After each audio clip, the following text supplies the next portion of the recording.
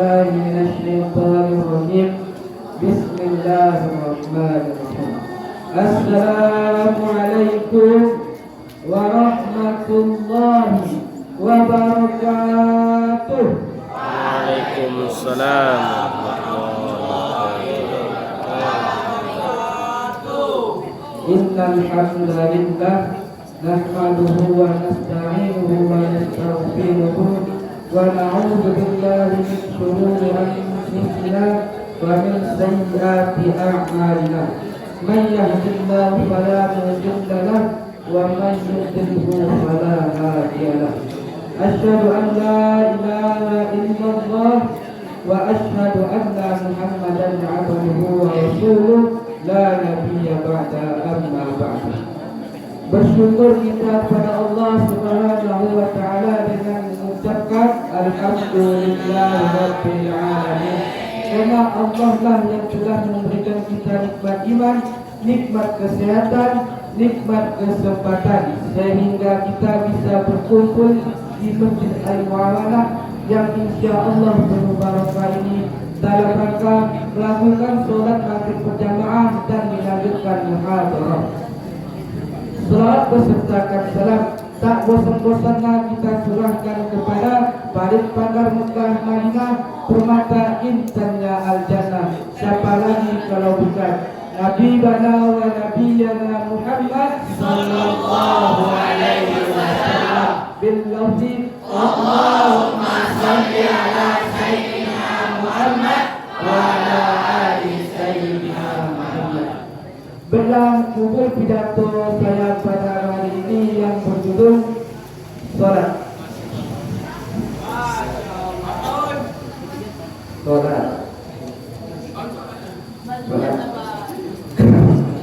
Salat adalah salah satu kewajiban bagi umat Islam, walaupun dia hanya Islam KTP saja.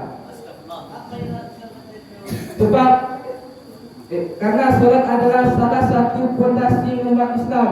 Jikalau ada umat Islam yang tidak melakukan salat, maka runtuhlah agama Islam ini. Bukan seluruh umat Islam saja, salah satu umat Islam yang tidak melakukan salat, maka runtuhlah agama Islam ini. Sebab salat adalah tiang agama bagi umat Islam, pencegah dari dosa, pemisah antara Islam dan kafir, yang disebutkan oleh Allah dalam Quran surah Al-Baqarah ayat 238 yang berbunyi, A'udzu billahi minasyaitonir rajim. Bismillahirrahmanirrahim. Hafizu 'alas shalawati wa salatil wusta wa qumu lillahi qanitin, yang artinya berialalah waktu salat, berihalah waktu salat, dan terutama salat wusta atau salat asar, dan dirikanlah salat untuk Allah dengan khusyuk. Al-Baqarah ayat 238. Dan Allah tahu bagaimana kegembiraan dan kesusahan yang dialami para umat-umatnya. Dan dari mana Allah tahu bagaimana kegembiraan dan kesusahan yang dialami para umat-umatnya, yaitu umat-umat yang selalu memanjatkan puji syukurnya kepada Allah Subhanahu wa taala, yaitu umat yang selalu memperbanyak syukurnya kepada Allah Subhanahu wa taala, yaitu umat yang selalu memperbanyak salat sepertiga malamnya kepada Allah Subhanahu wa taala. Dan bayangkan saja bagaimana perjuangan Rasulullah SAW di muka bumi ini untuk memberikan salat. Ia berperang melawan para kafir-kafir Quraisy. Ia bertumpahan darah. Ia kehilangan para sahabat-sahabatnya sekalipun para kerabat dekatnya. Para hadirin rahimakumullah, Allah Subhanahu wa taala berfirman pada Allah Subhanahu wa taala menyebut dalam Al-Qur'an, inna salata tan 'anil fahsya'i wal munkar. Sesungguhnya salat itu pencegah sifat keji dan munkar. Dan dari atas yang saya bacakan, kita bisa memperhatikan bahwa salat itu mencegah kita dari sifat keji dan mungkar. Tetapi masih ada umat Islam yang masih memperkuat sifat keji dan mungkar. Berarti solat yang dilakukan tiap hari ini, tiap hari ada yang tidak diterima, dan sekalipun ada solat yang selama ini tidak diterima oleh Allah Subhanahu wa taala. Na'udzubillahi min dzalik.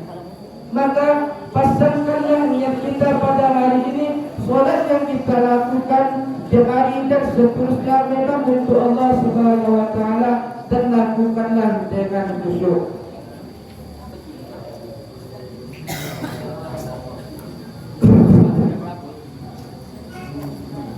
Coba kita perhatikan saja, masjid itu penuh ketika apa saja. Pasti ketika waktu sholat Jumat, sholat Idul Fitri, sholat Idul Adha. Mengapa sholat asar, sholat subuh, sholat maghrib, sholat isya, masjid itu tidak penuh seperti ketika sholat itu? Masih dipertanyakan, masih tanda tanya besar bagi seluruh umat Islam.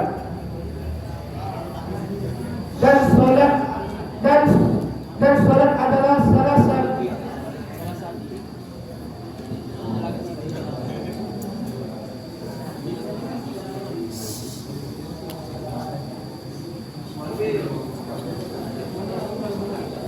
dan Allah sudah menjelaskan